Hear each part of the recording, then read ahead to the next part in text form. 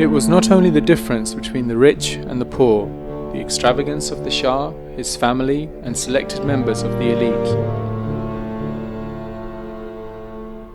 but also the repressive nature of the regime, which made people decide that enough is enough and they cannot tolerate it anymore. It was all that, but it was also the neglect of human and Islamic values which were part of the Iranian identity. It was also the utter submission of the Shah to foreign powers, especially the United States.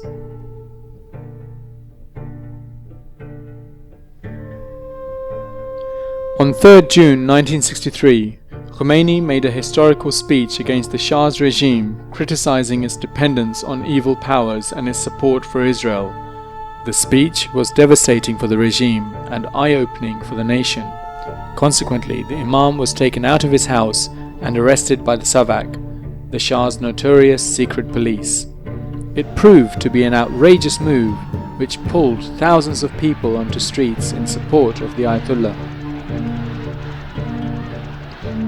The regime did not hesitate in suppressing the people, and as a result, 15,000 innocent Iranians died on the day that marked a turning point for the Pahlavi dynasty on the 5th of June 1963, known as the 15th of Khordad uprising. The Shah did not stop here. A wave of new imprisonments followed, with some famous clerics, academics, and people of all walks of life being taken into prison, some of whom were sentenced to death. As the pressure mounted on the Shah, Imam Khomeini was released after 10 months in custody. Not disheartened by his arrest, Khomeini continued to deliver speeches which challenged the authority of the Shah's regime, to the extent that the Shah felt Khomeini's presence in Iran was of grave danger to his throne. As a result, the Imam was exiled to Turkey and then Iraq, where he spent the next 14 years of his life. During these years, both the Imam and the people continued their opposition to the Shah's regime. The Imam's speeches were smuggled into Iran and were widely spread amongst his supporters. This kept the spirit of resistance alive amidst waves of arrests, punishment, and executions. Meanwhile, with the people living in extreme poverty, the Shah kept spending the oil money for his extravagant entertainment, especially for the coronation and the commemoration of the 2,500 years of dynastic rule in Iran.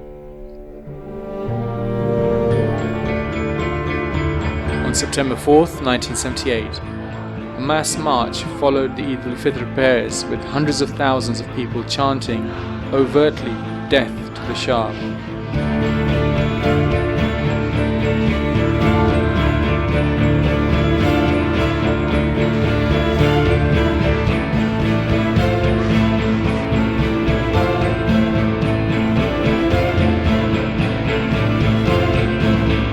The chain of demonstrations led to what is known as Black Friday, in which tanks and helicopter gunships were used to break up the largely peaceful demonstrators.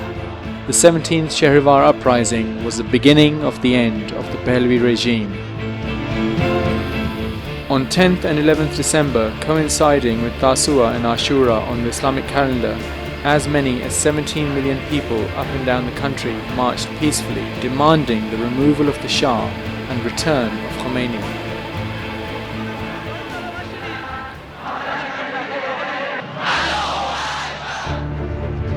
The Shah had no choice but to leave the country. So, pretending matters are safe and under control, he flew out. احساس خستگی میکنم و احتیاج به استراحت. ضمناً هم گفته بودم که تا خیالم راحت بشه و دولت مستقر بشه بعد مسافرت خواهم کرد. Leaving Shahpur Bakhtiar as his last prime minister. شاه با فرهش برد کولای بدون شاه.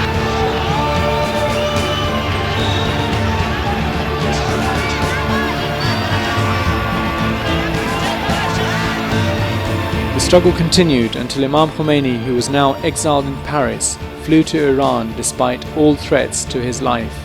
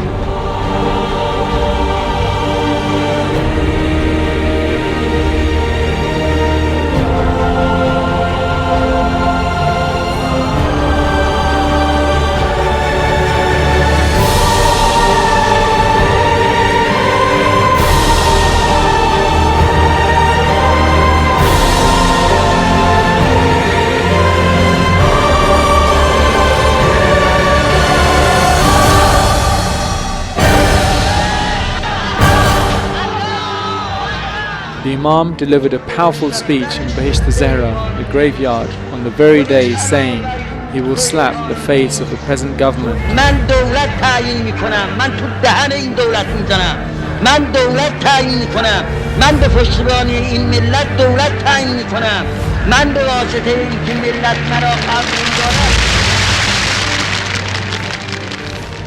Matters got out of hand for Bakhtiar, with the Iranian Royal Air Force and huge sections of the army joining the protesters against the government. On 11 February 22nd Bahman, the revolution led by Grand Ayatollah Imam Khomeini achieved victory, and the 2,500 years of dynastic rule came to an end.